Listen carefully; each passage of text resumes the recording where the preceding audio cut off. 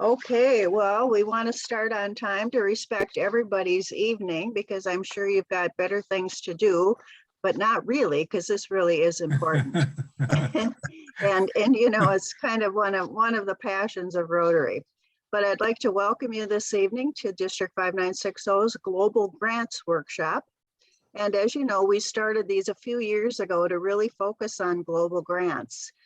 Basically, if we tried to cover district and global grants in a GMS, a grants management seminar, it would be way too long and it's got too many details in it. So we developed this workshops to give you a better idea of global grants and what needs to be done throughout the process to make your grant the best it can be, and to make it as easy, I say that in quotes, as easy as possible on yourself. So let's introduce ourselves this evening. And Tom, do you want to give it a start? Sure. Tom User, a member of the Roseville Rotary Club and serving this year as the District Rotary Foundation team leader. And I'm Margie Horning. I'm from Stillwater Sunrise, and I'm the District Grants team leader or the District Grants subcommittee chair if you're working in any other district. And I'm Glenn Bowers, a member of the Arden Hill Shoreview Club and a member of the District Grants team. And as we get started, a few housekeeping items. Please keep yourself muted during the session. But if you have a question along the way, put that in the chat box, please. There'll be some poll questions along the way. Make sure you answer them the poll so that and then you'll have a chance to unmute yourself, and because we'll have a Q&A session at the end of the session. And just so, excuse me, Tom, but just so you don't get all excited, we really don't have any poll questions tonight. So don't worry about them. Okay, Tom. Okay, sorry about that. My script didn't get edited correctly. So as we said, there'll be a chance for question and answer at the end, and that'll give you a chance to unmute and give us those questions directly. Hosting the meeting, and if there are technical issues, reach out to her. Now, there are several purposes for this workshop. We want to introduce you to the global grant requirements. Most of you are probably pros at this, but we know there's a few who are looking at global grants for the first time. So we want to share the requirements on global grants so you can put together a good application, but one that will be a really good one and give you the best possible results. We'll try to make this process as easy as possible for you. And so we'll go through and show you along the way what needs to happen. And finally, that this has to be done because a club needs to be qualified in order to sponsor a global grant. So your participation today will help qualify your club to sponsor a grant in the 2022-23 Rotary year. It's only for this year, so if you're looking ahead, that's fine to do a little pre-planning, but this qualification that will come from tonight's meeting is only for 22-23. Glenn? Let me give a quick run through the agenda for this evening. We'll talk a little bit about what the qualification requirements are to be able to apply for and obtain a global grant. We'll talk about planning for sustainability, because in a global grant, sustainability is required and a key issue. We'll talk, Sue, about the 7 areas of focus that Rotary has and how that relates to your global grants. Talk about grant partnerships, planning your project. That's very critical. And what's more critical maybe is looking at monitoring or not thought of in other grants, maybe is monitoring and evaluation. Talk about other key responsibilities you would have as being in a grant. What are those reporting requirements? And then we'll go through some of the district guidelines approval process. We'll share a few what we think are principles for successful grants. And like we said, at the end, we'll have a general question and answer period. So we're doing attendance online, participatory. In the chat box, enter your name and the club that you're a member with. And this won't be the only time that we check attendance, so make sure you stay on for the whole hour and a half. So what are the global grant qualification requirements for a club? A member from a club, at least one, must attend the grant management seminar and the global grant workshop, which you're at tonight. A club must be in good standing with RI. Can't be in arrears on dues and other things. You have to have returned a signed memorandum of understanding to the district, plus the district addendum also has to be signed. Back to you, Tom. Thank you, Glenn. So during the grants management seminar, we talked about how all of Rotary's areas of focus lead towards positive peace. And these areas of focus here are shown on the screen. Into them in a little more detail as it relates to a global grant application. But we wanted to first show you this video.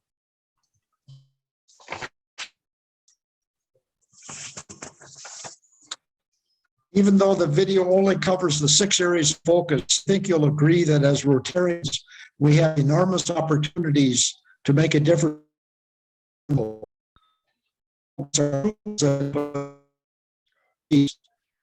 Let's imagine the Rotary Foundation provides us with funds for global grant.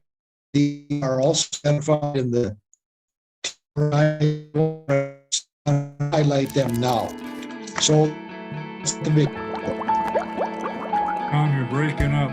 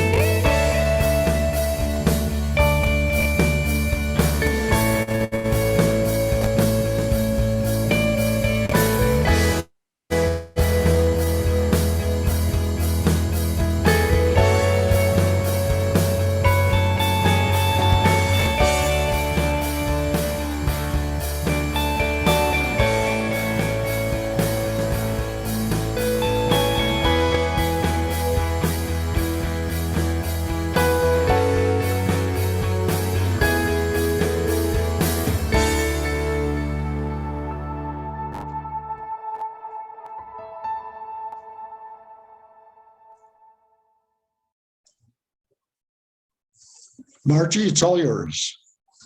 All right. Okay, well, the first thing, a couple of global grant requirements. The first and foremost is your project must have long-term sustainable impact. The second would be it includes activities that align with the goals or of one of the Rotary's 7 areas of focus. They have a minimum budget of $30,000, which includes a minimum, excuse me, a minimum cash contribution of $10,715 from clubs, and that can be clubs from 5960 or any other district in the world. It must address an important need identified by the community itself, and that's so important. And it must strengthen the community's capacity to meet its own needs. So in other words, once Rotary leaves, can they continue on with this particular Rotary grant? And these requirements are found in the Rotary Foundation's Guide to Global Grants, which we will be attaching when we send you a bunch of documents. Now, the next thing is your club must qualify for global grants each and every year. They must actively involve the benefiting community in the project. So you can't just go in, run the whole thing, and the community has no say whatsoever. And important is you have a partner in the country with a club in the country where the project is taking place. And that's called an international partner. You develop a project plan that includes a budget and financial management plan. So the budget and the finances obviously go hand in hand. And then measurement. Measurement is always very important in global grants. You measure the progress towards the outcome, and you do that as you go along, not just at the end. So you know whether you're meeting any of the goals you've set forward. Stay up to date in reporting for all active grants. And for humanitarian projects, you must, and I do say must, conduct a community assessment before applying and including your results in the application. And Rotary has a special form that they want each and every club to use so that it's all pretty much the same way. But because it is critical for a global grant, let's talk about planning for sustainability. For Rotary, sustainability means providing long-term solutions to community problems that community members themselves can support after the grant funding ends. We want global grants to make a lasting difference and provide meaningful change in people's lives. Now start early. You can't suddenly add sustainability items at the end of the project. Good grant management encourages, as you can well imagine, encourages members. It supports meaningful service projects, and it has a meaningful long-term impact long after the grant is completed. Global grants show communities what we can do as Rotarians. Now let's dive a little deeper into how to make a sustainable impact using this graphic from the Rotary Foundation. The first step is starting with the community. Because local participation is so important to a community's success, Rotary requires local sponsors to conduct a community assessment. Assessing your community's strengths, their weaknesses, their needs, and their assets is an essential first step in planning an effective project. By taking the time to learn about the community, you can discover the best opportunities for service and maximize your club's ability to make an impact, because we don't have unlimited resources. So with what you have, you want to make the most impact that you can. The process of doing the assessment helps you build valuable relationships, and it encourages community members to participate in making and, more importantly, maintaining the improvements. An assessment not only helps you better understand the dynamics of your community, but also allows you and your project's beneficiaries to make informed decisions about service priorities. Before you start the assessment, you might want to consider what specifically you want to learn about your community. You may find a new way to address a known issue or give residents a chance to point out overlooked challenges. While conducting an assessment, be sure to manage expectations, very important. Communities should understand the benefits of partnering with Rotary and how the partnership requires their involvement, their contribution, and more importantly, their ownership. We don't just come in, hand them, and then it's like, well, what can you do for me? No, you have to do something for yourself in order to make this work. You would conduct your community assessment before determining the project goals and scope. The assessment should drive the project. Be open-minded. Don't go in with, this is what we want to do, and that's the only thing we're doing. Have an open mind as to what the community really wants. And choose your participants very carefully. Maybe a club, say in Tanzania, not to pick on Tanzania, but they've got a track record of being very difficult to work with. Maybe that's not a club that you want to deal with. So anyway, that's an important thing. Choose your partners carefully. And that goes for the NGOs you might work with too. Include often overlooked marginalized groups in the community. Consider yourself an outsider. And don't promise a project before you make any decisions. The Global Grants Community Assessment Results form would be completed and included in your grant application. And this document is a really good tool, and it's a great resource for Rotary projects. It's called Community Assessment Tools, and we'll send that as a copy for you as well. So now you've got the community involved, you've worked with them. The next key is encouraging local ownership. A true sign of a project success is when community members embrace the project as their very own. Empowering community members to assess their needs and plan projects that address them leads to the most effective projects and the most sustainable outcomes. Because remember, we're talking about sustainability here. The process also helps to identify key community members who can help pioneer lasting improvements. Our club, just as an aside, is doing a grant down in Nicaragua, which just got approved, so we're excited about that. But the community, as part of our grant, they have a CAPS group, and those are community leaders that are working together to resolve issues concerned with, it's not just getting water to them, but how are they going to manage it? How are they going to build the community? Just all those kinds of things. So that piece is really important. The next piece, and I'll tell you, Rotary is really a stinker on this, or not a stinker, that's a good thing. Another key to sustainability is to provide training. A project's success depends on people. By providing training, education, and community outreach, you strengthen beneficiaries' ability to meet the project's objectives. Collaborate with local organizations to provide this training. Training plans are a requirement for Rotary grants, and they don't just mean one. You can probably have 7 or 8 training plans in any one grant. When preparing them, use the format provided by Rotary.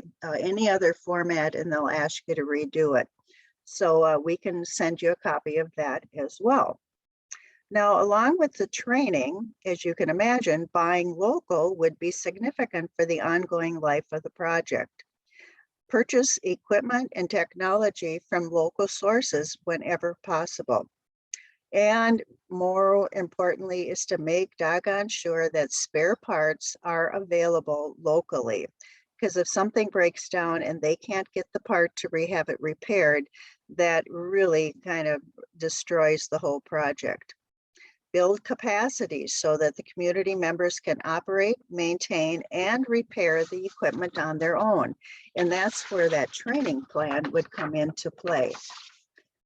Finding local funding can also go a long way to the success of the project. Getting funding from local governments, probably easier said than done.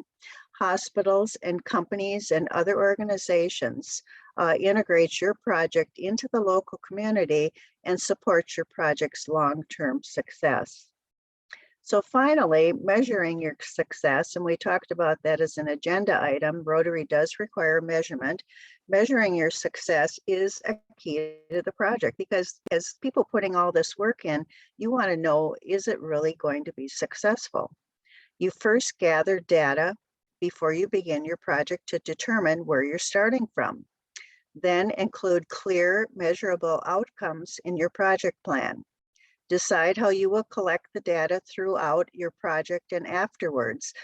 You probably aren't going to be on the ground, but maybe the NGO you're working with, or community members, the CAPS group, if you're down in Nicaragua, those are the people that can be collecting the data and recording it. And maintaining a strong relationship with the community can help you collect data and really also address any issues with the data, the things that may come to light because of the data that's being collected. Because we're lifetime learners, and you never know what'll surface in any one project. All of these practices are key to a successful project, and they are all required by the Rotary Foundation in the global grant process. In your application, you'll explain how your project will include each and every one of them. The document terms and conditions for Rotary Foundation district grants and global grants is an excellent resource for more detailed information on all aspects of grants. And we will also include a copy of that in your document packet. Don't think you're getting overwhelmed with this stuff, because truthfully, this really does have good information in it. So Glenn, take it away. Thanks. Well, in the grants management seminar and earlier this evening, we mentioned Rotary's areas of focus and how we can make an impact in each of the areas. Global grants support sustainable activities that are aligned with RI's areas of focus and will produce results that address community needs. These 7 areas encompass some of the world's most critical humanitarian issues, and I'd like to share a bit more about these 7 areas with you. So the first one to talk about is promoting peace. We train adults and young leaders to prevent and mediate conflict and foster understanding within and across cultures.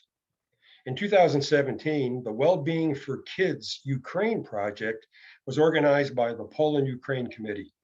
The program assisted children aged 7 to 12 who experienced post-traumatic stress disorder as a result of their fathers being killed or severely injured in the war in eastern Ukraine, previous to the current catastrophic events unfolding now. As you can imagine, more programs of this kind will be needed in the future. Promoting peace will become an even more important area of focus in future years. Moving on to the next area, fighting disease. We educate and equip communities to stop the spread of life-threatening disease and improve and expand access to low-cost and free healthcare in developing areas.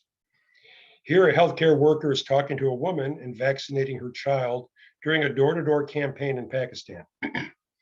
Building on Rotary's work with the global health community and its global polio eradication initiative partners, Rotary members in Pakistan build relationships with families that are focused on healthcare. As a part of their commitment to eradicate polio, Rotary clubs sponsor health camps, fund permanent immunization centers, organize religious leaders to support vaccinations, and train female health workers who visit families regularly. The next focus area is providing clean water. We support local solutions to bring clean water, sanitation, and hygiene to more people every day. In the photo on the left, members of the Rotary Club of Puerto Plata, Isabel de Torres, Dominican Republic, pour water into a biosand water filter in a home in Aguas Negras, a neighborhood in Puerto Plata. The installation is supported by grants from the Rotary Foundation and by Rotary clubs in multiple countries. Next focus area is saving mothers and children. We expand access to quality care so mothers and their children can live and grow stronger. Rotarian Craig Leiser often spoke about his experience visiting a hospital in Argentina. A District 5960 global grant provided medical equipment to the hospital that will improve the care of infants and their mothers. While there, a doctor came out of the operating room to greet them. His arms still had blood on them. He told the group that because of the equipment they received via the global grant, the child he just delivered will have a chance of living a full and healthy life. Without the life-saving equipment, that infant would have died in his arms. Supporting education, another area of focus. We strengthen the capacity of communities to support basic education and literacy, reduce gender disparity, and increase adult literacy. On the left, young girls attend classes at Pace Universal, a school for girls in India that is funded in part by Rotary clubs and the Rotary Foundation. It was founded by a Rotarian both to educate girls and to protect them from slavery, trafficking, and early childhood marriage, in a community where these are common dangers for girls. It includes a guarded home where girls who need it can live. Another area of focus is growing local economies. We carry out projects that enhance economic and community development and create opportunities for productive work for young and old. On the right is the Autonomy Liberation Through Movement workshop in Morelos, Mexico, where they hire people with disabilities to design, build, and repair wheelchairs, recumbent tricycles, and custom wheel devices.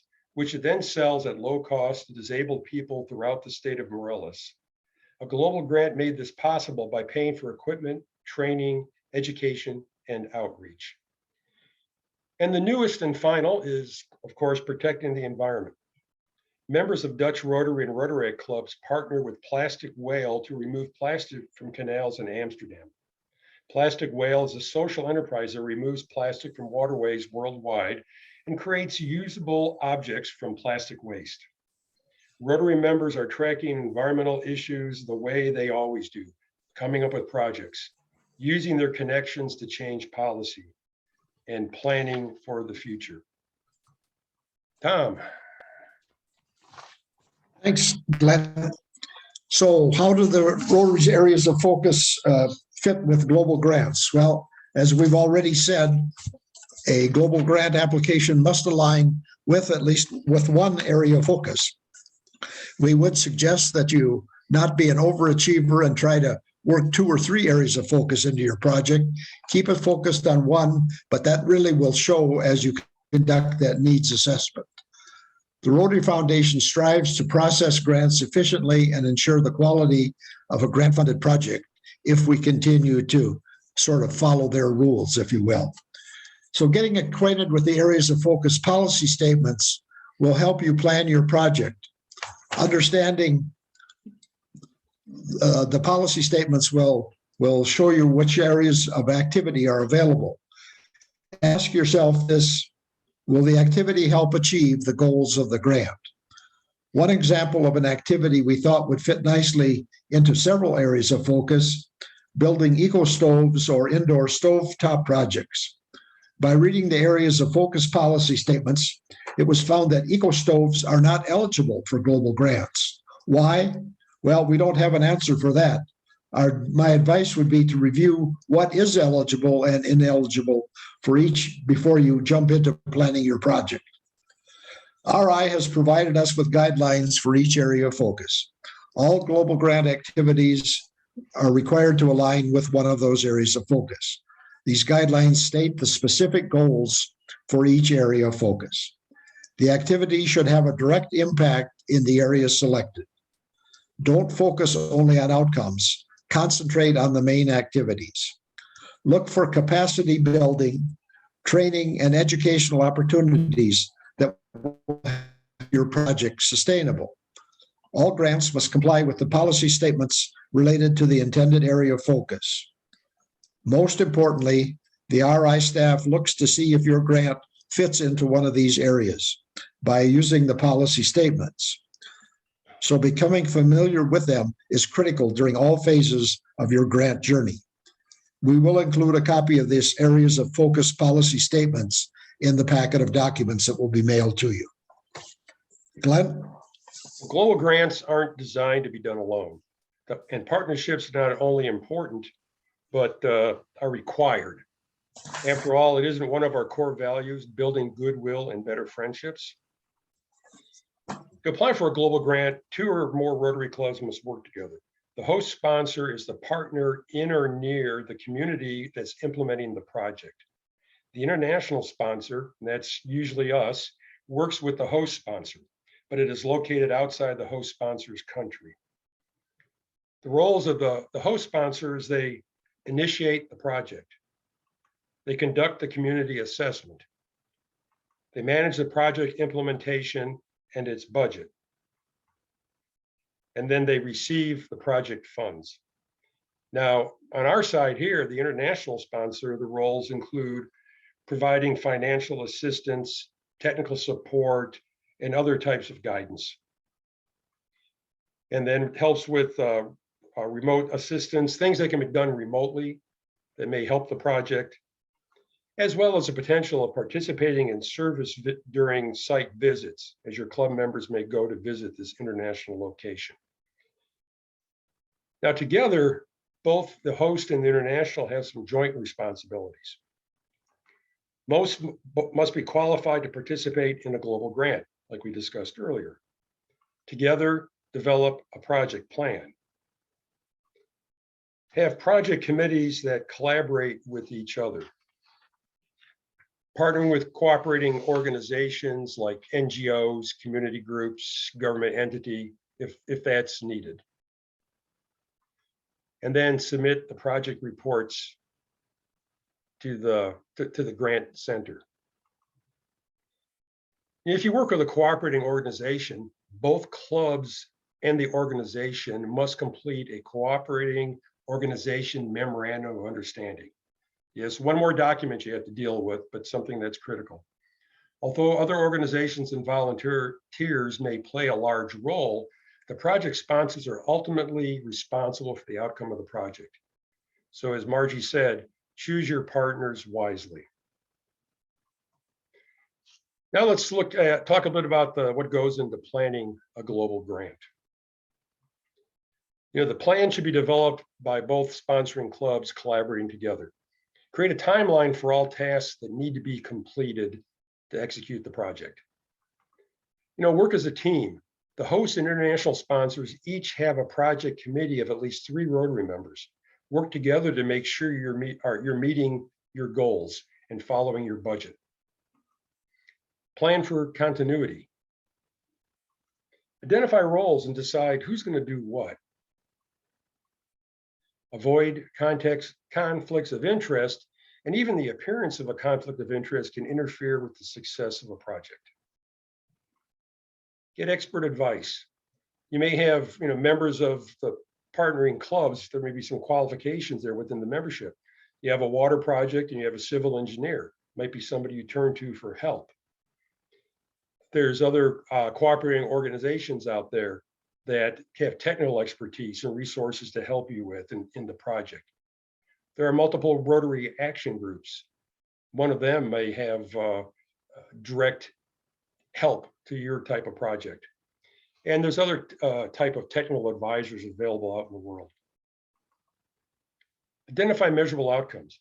When you measure your success, you can show that you make a difference. Because RI wants to measure the good we do in the world. They have built it into our global grant requirements. Create a financial plan, develop a budget, and raise funds. An important tip is that is on the global grant application template.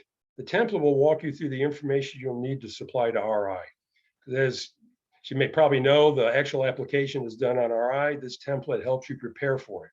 Gives you a chance to prepare your responses before entering into the online application. It alerts you to areas that may need to flesh out a little bit more.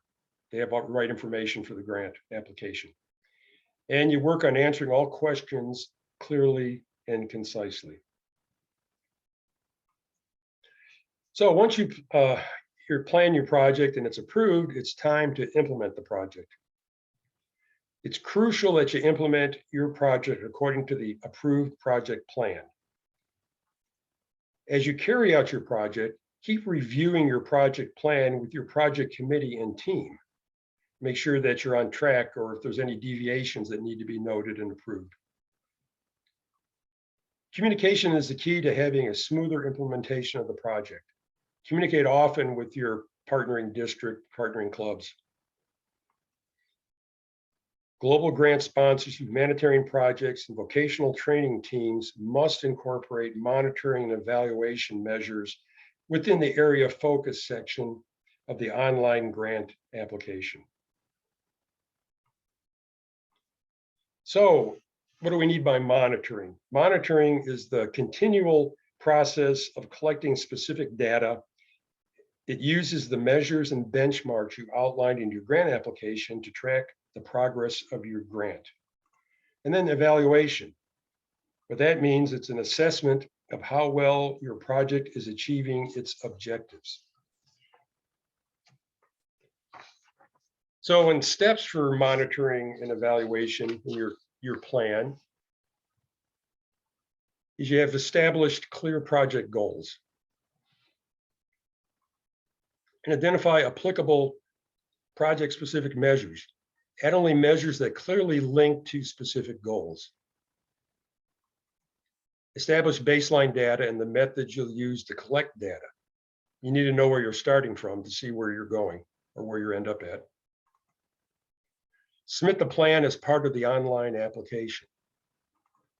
Collect data during the project and monitor the progress. Evaluate the data and submit the results when you complete your report to the Rotary Foundation. So review the, oops, something happened there. Let's try that again. Lost my mouse. Help.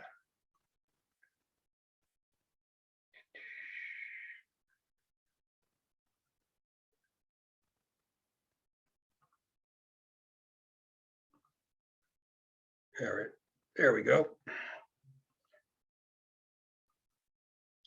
So sorry about that. Hit my mouse and it went flying.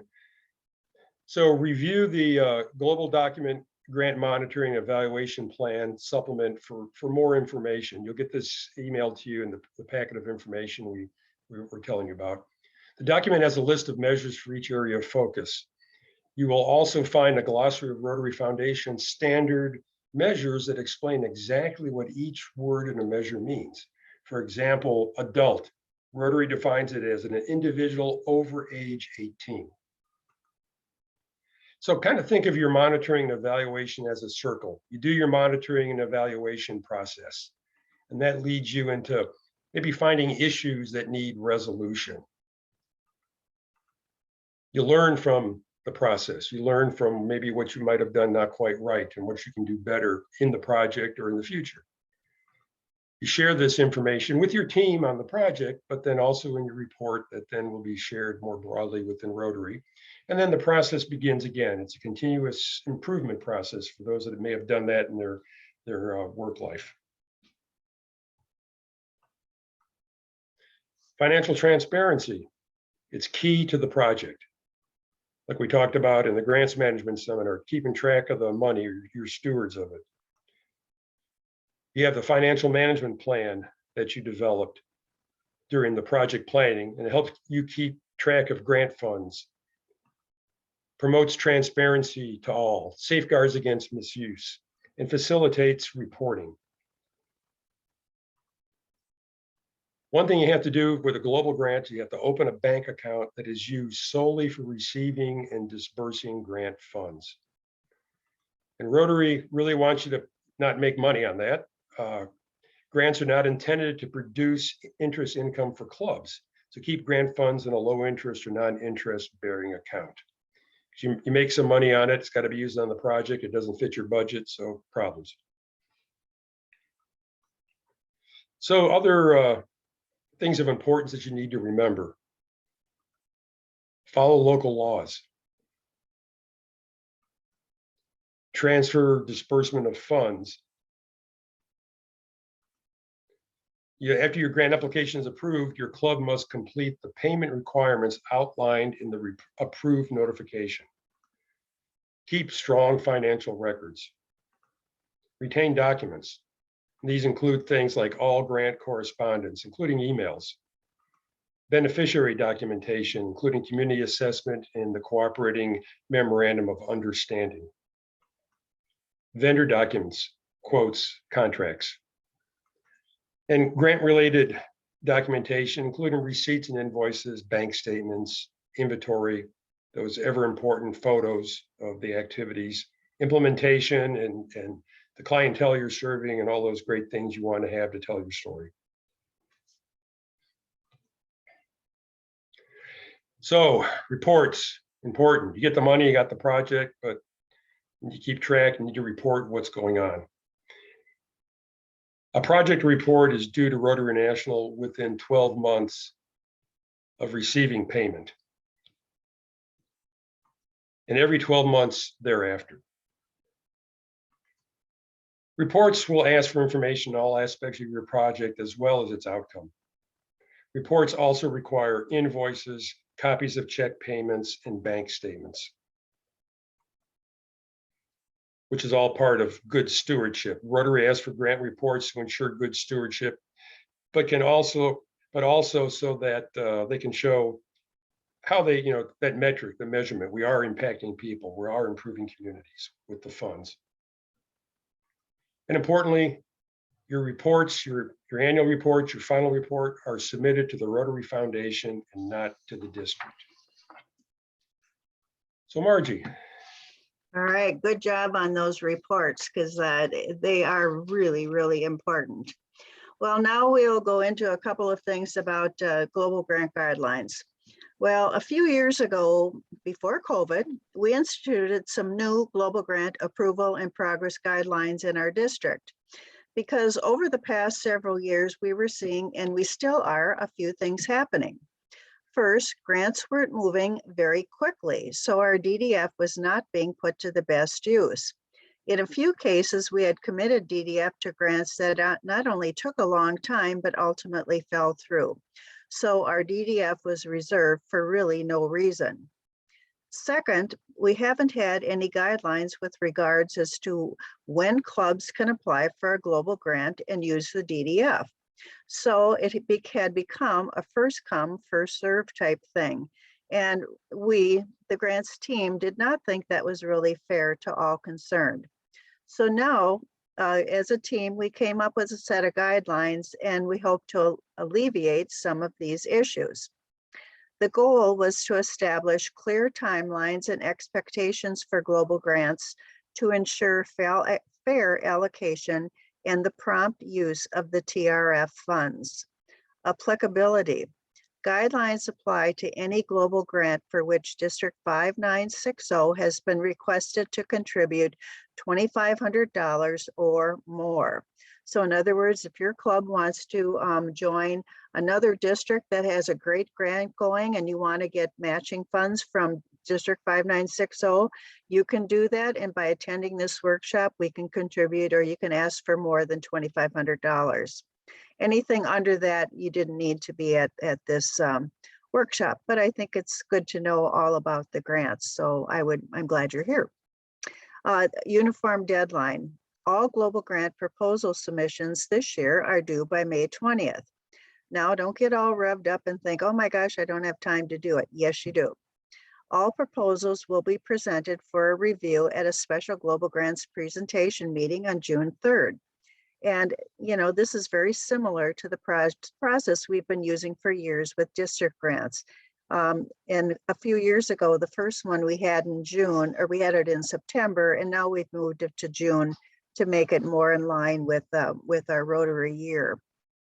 So with the proposals due on May 20th, we also wanted to make sure that the proper amount of work had been put into the grants to ensure that they are starting off on a good foot, both in the scope and the intent of the club. Now, here's some information that we would like you to work on for the proposal. Doesn't mean you have to have it all done, but just be thinking these are things you're going to need, and so start working on them. Host club and contacts are identified, and for the host club, you need at least 3 contacts, and that would be in the country where the grant is being carried out. All host club and districts are qualified through the Rotary Foundation. And so not only like us, we have to be qualified, their clubs in another district have to be qualified as well. We'd like to see a completed needs assessment because remember, the needs assessment should drive the project of what you really want to do.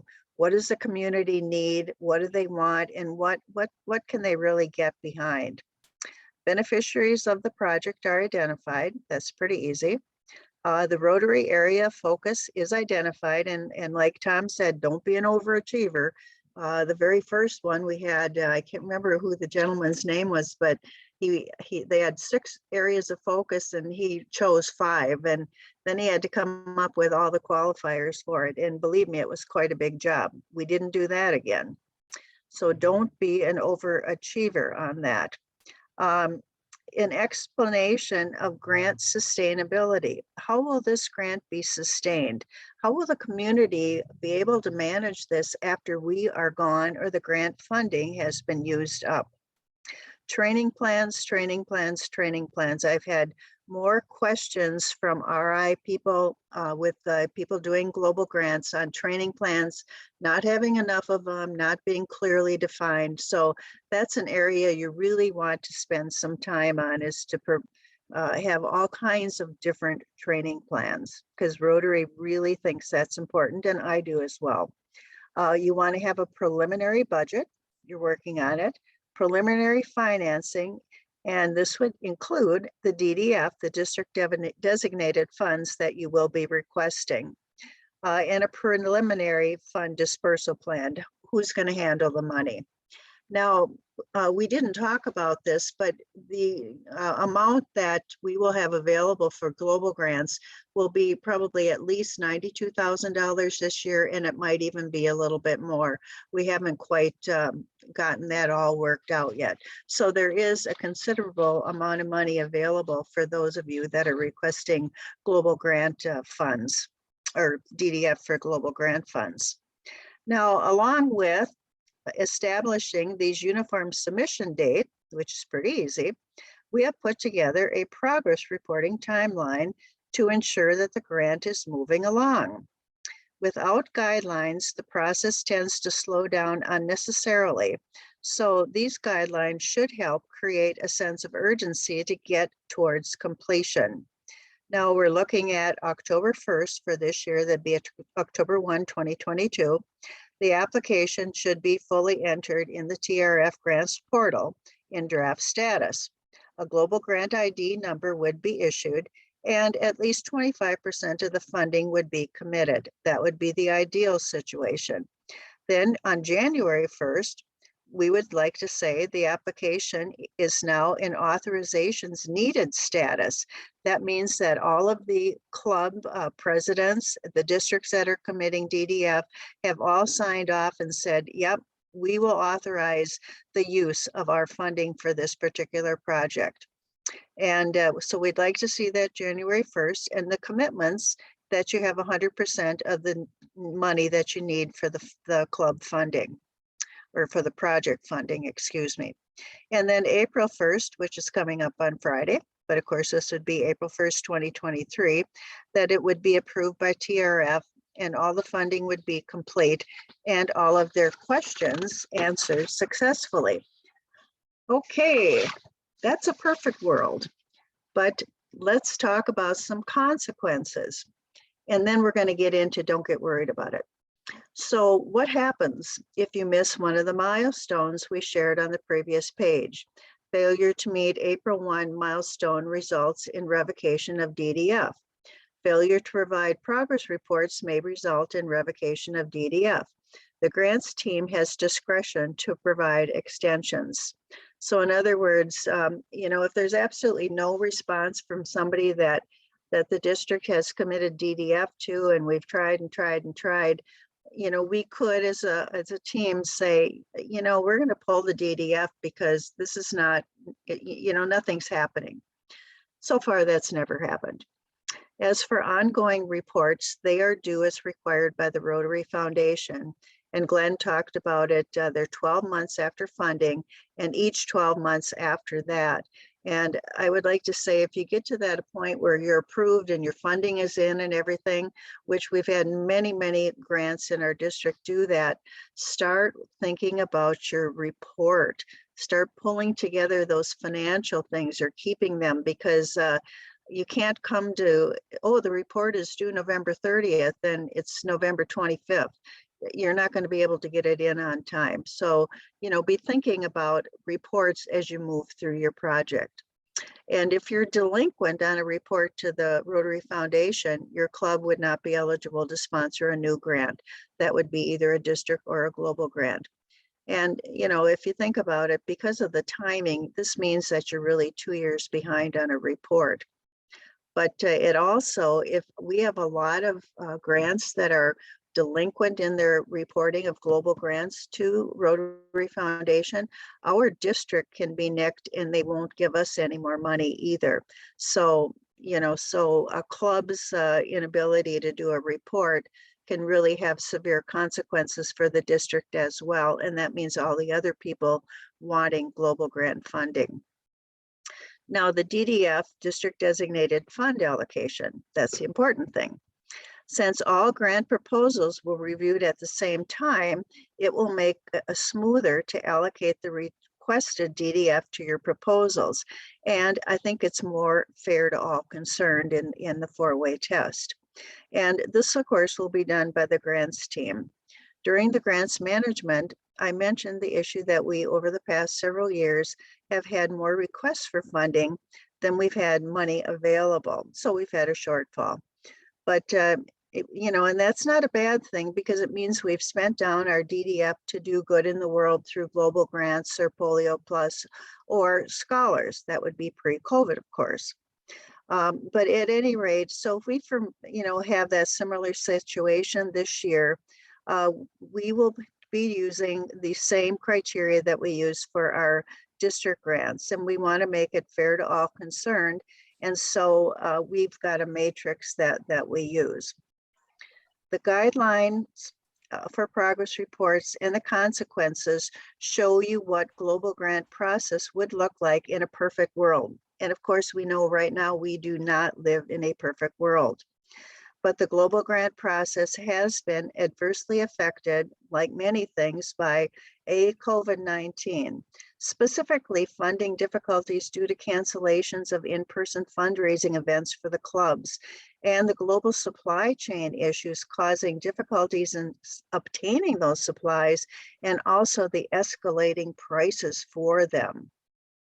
So that in turn has provided a blanket reason for the grants team to be very lax in enforcing the guidelines or imposing consequences for missing milestones.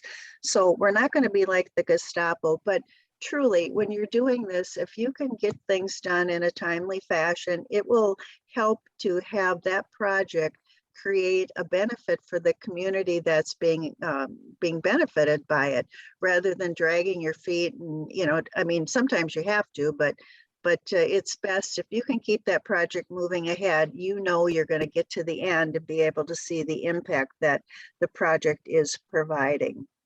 So at any rate, while we're not strictly enforcing the guidelines, and we intend in the near future to revise them to reflect the current realities. So you may be asking yourself, why are deadlines necessary in the first place? Well, we want clubs to be conscious of moving that grant forward as quickly as possible. And I think we've said that about 5 or 6 times. But you'll notice that by April 1st, according to our Perfect World guidelines, that the grant needs to be approved by TRF. That doesn't mean that the work has to be completed. It just means that you essentially have 9 months to complete the application and get the project approved. By working diligently, you should be able to accomplish this. Doesn't always happen. We totally understand that. So Tom's going to go over a little bit again, just a reminder of what that matrix is should we have a shortfall in the amount that's being asked for global grants versus the dollars we have available. Thanks, Margie. So as we talked about in the district management seminars, district grants seminars, we will look at these factors. What is the club's per capita giving in the past 3 years? What has been the club's participation in other global grants in the past 3 years? What is the number of global grants sponsored in the past 3 years? And then finally, look at that evaluation of the project in a subjective way. But again, just looking at, does it meeting a real need that's important for the community, and kind of in line with maybe some of the emphasis of our own district and so on. So again, it's just a careful way, but to make sure that we're doing it fairly to everyone.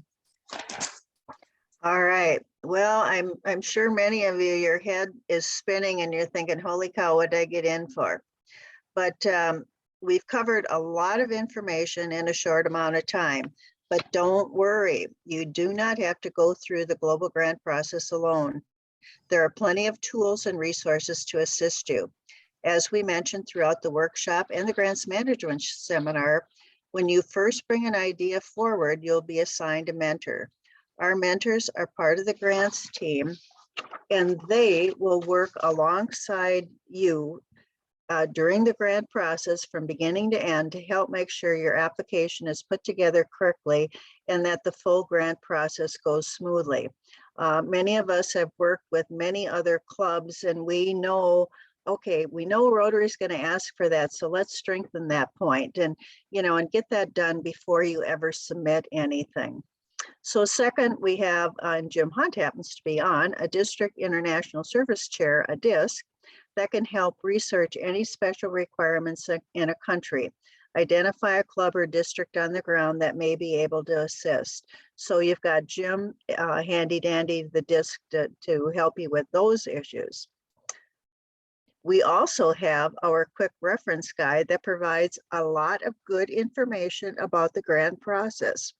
You have a copy, well, or you will have a copy of this, and I would recommend reviewing it before you get started with the process so you know what to expect. I mentioned your grant mentor a few minutes ago, but it's more than having just a mentor. You have an entire team of mentors working together behind the scenes to review grants and make sure they are put together as well as possible. And you may get help from several mentors along the way. So it's a whole team effort because, my saying is together we can do so much more. Another key part of the global grants process is the Rotary Foundation staff. Since the grant is managed by TRF, that means staff people will review the grant. Initially, they will potentially, always, not potentially, ask for additional information or to clarify certain things. Do not get discouraged by this.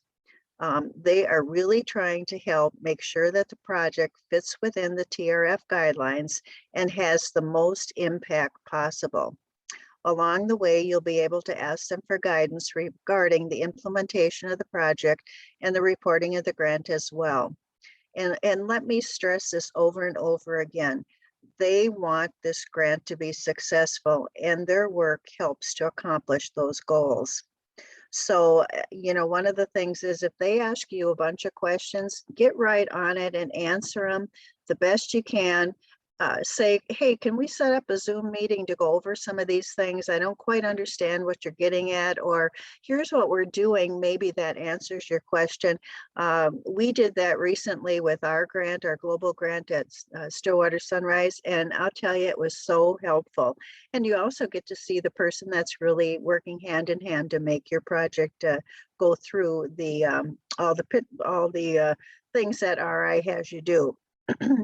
But there's plenty of other online resources out there at our district site and rotary.org that you can utilize as well. Or I have a lot of them at my hand. If you want something and you're thinking, how do I do that? Please shoot me an email and I'll try to get to you as quickly as possible. And, as a reminder, we're going to be emailing you a number of these things right after the workshop. So Tom, do you want to recap a couple things? As soon as I unmute myself. I thought I had a note that said I should do that. Anyway, here we go. As we said, begin with a needs assessment. The most successful projects work with the community to identify the need, figure out how best to address it, and then discover what resources are available within the community to help you achieve the end result. Have an organized implementation plan. Use the results of your community assessment to start your plan, and then a good plan will make sure that tasks are completed on time and none are forgotten. A good plan clearly lists who is responsible for each task. Frequent partner communication and teamwork. Create a regular schedule to communicate a current grant activity. Again, identifying who that is in that host club that's going to be working with you to make sure that you both are on target with the same goals. Sustainable projects will have measurable and lasting outcomes for the community. Start early. You can't add sustainability at the end of the project, as we've said. Proper stewardship. All projects must have, all project sponsors are ultimately responsible for the outcome of the project. keeping good records is vital to that proper stewardship. And finally, grant results promoted within the club and community. Don't forget to celebrate the milestones along the way. You've done great work to make the world a better place, and don't be afraid to toot your own horn. And that means in your club, in our district, and in the broader media whenever we have the chance to do that. Now it's time for attendance check number 2. Please enter your name and your club in the chat box. All right. And while you're doing that, I would just like to stress the importance of giving to the annual fund, because these are dollars that us as Rotarians in District 5960 have come back to our district, and we can use them for our own, our club is passionate about this. We want to get this done, and we can ask for those funds. So what a better way to utilize your charitable giving. Anybody else on that? Margie, can I just add one thing? Since today is the last day of March, it's really the end of our, we've been reminding folks all months of February and March to make these gifts to the annual fund. And I'm pleased to report that we're about $9,000 ahead of where we were a year ago. And last year was a record year for the district. So that should mean more and more district designated funds available for clubs down the road. Which is awesome. And maybe that even will allow us to raise our maximum for a global grant of 25,000 to say 30,000. Wouldn't that be good? Okay, the second thing would be getting qualified. And I just would like to go over, many of you have already sent us your MOUs, the 2 of them. And to just go over, some of you may be new to this one, but the people that sign it, the president is the person that will be taking office July 1, 2022. And the president-elect is the person that will be taking office July 1, 2023. Now, if your club does not have a president-elect for 2023, that's okay. Have a long-term member, the treasurer, the secretary, somebody in your club other than, you don't have a president-elect, but somebody who's a real good member can sign that as well. And then as soon as you have a president-elect, of course, let us know. So anything else as far as key takeaways? Well, one I'll just mention. Plan. Yeah, well, what I'll mention too, and Margie's mentioned it more than once, it's wisely choose your partners. Now, the other side of the world, a Rotary Club that you may not know, it may be difficult to vet, but it's important to do some due diligence, because remember, Margie talked about the penalties to the clubs and to the district for not reporting. And you're dependent upon the host club in many ways to get those reports done, to keep the financial records, because they'll get the receipts more than likely. So I think that's one key takeaway for a successful project. At least it makes it easier in dealing with the Rotary Foundation. Oh, absolutely. And another thing, here's the deal. Rotary on the World Fund side, they only match district DDF. So in other words, our district DDF, if we go to 25,000, it's matched 0.8 to 1 or $20,000.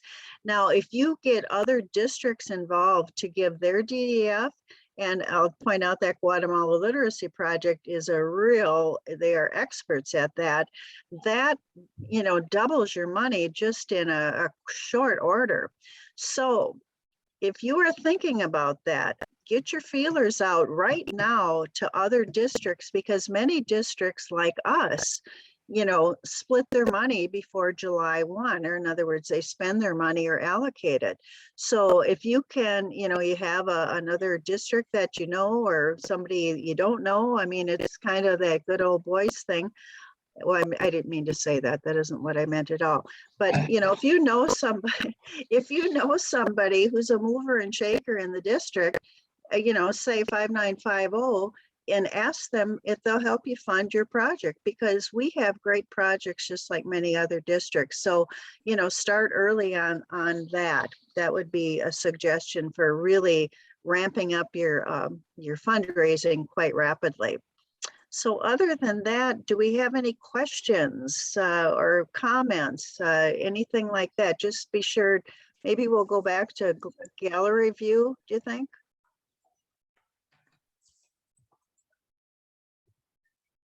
This is Jeff Harnley, Red Wing.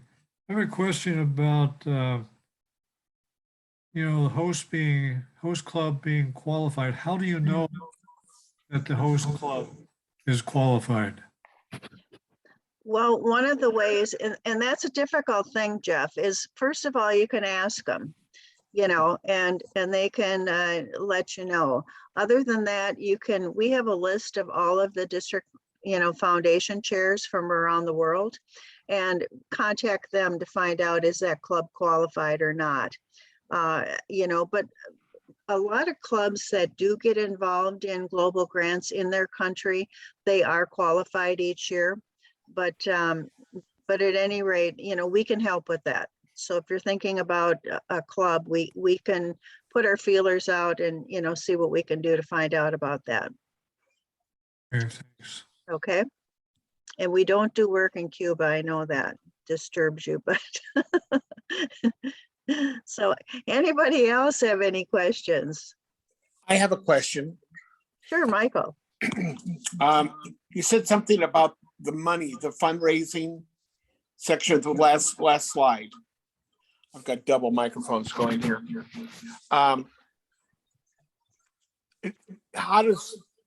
What do you mean by that? Okay. You said this year we're ahead of the game and that kind of thing.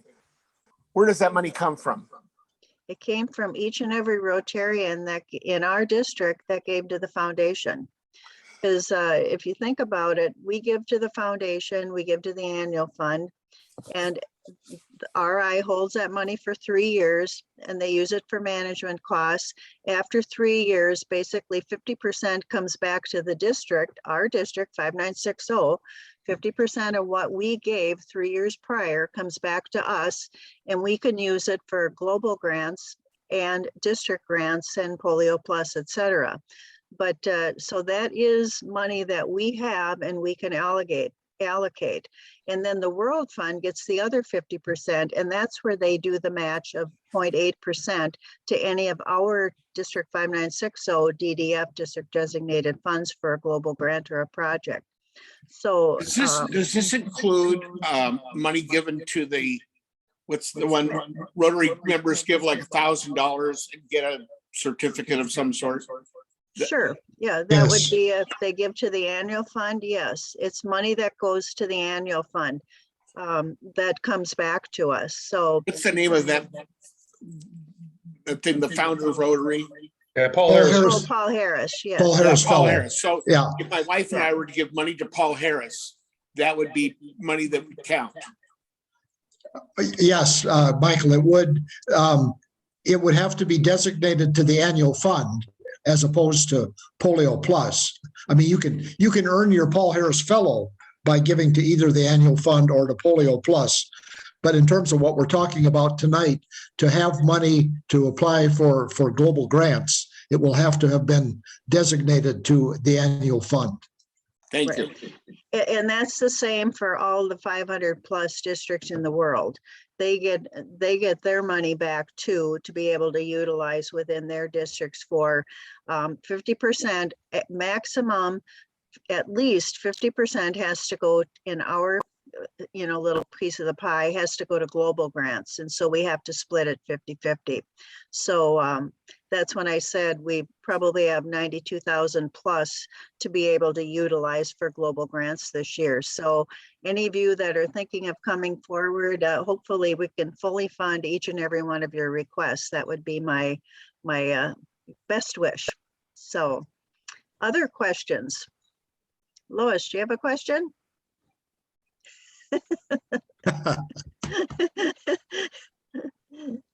You've All given right. me so much to absorb here, Margie. I'm going to have to go back and read everything that's coming. And then if we make it through our centennial dinner on Saturday night, you will hear from me in many ways. Well, that's great. And congratulations, 100 years is Yes. no small milestone. Their club is 100 years old this year. So Mhm. fantastic. We wish you the best of luck. Well, thank you, everyone. And you Congratulations. know, Thanks. for any of you that are planning a global grant, each and every club that is on this video here is a potential partner. So reach out to them, and tell your story, because, it's not that we have to be the author of everything and we're the head person. No, together we can do so many more wonderful things in the world. So, I hope your clubs will partner with other clubs, because that's what really makes the world go round, in my opinion, of course. So anybody else have any questions, comments? Don't be overwhelmed. Listen, I've been doing this quite a long time, and I'll tell you, I have to go back to the terms and conditions and look at different things. It's not like, those of you that do grant writing in the real world, these are different grants than, say, a line of health, getting a grant from some medical organization. So, please don't get discouraged. Contact us. We'll try to buff you up and say, hey, your glass is half full, not half empty. So, don't give up, because just be looking at the end result of all the lives that you can impact by the grant that you want to do. So that's my advice for the evening. If there's nothing else, we want to thank you for attending this Global Grant Workshop. And we hope that you took away information that will help you in the grant process, and that you're looking forward to creating positive peace in the world through your grant. Now, the homework, like I said, many of you have already done it, but if you haven't, get your MOUs to Kathy. You can email them to her. And, thanks for coming, and have a great evening. So if you are thinking of a global grant, let me know and I will assign a mentor for you.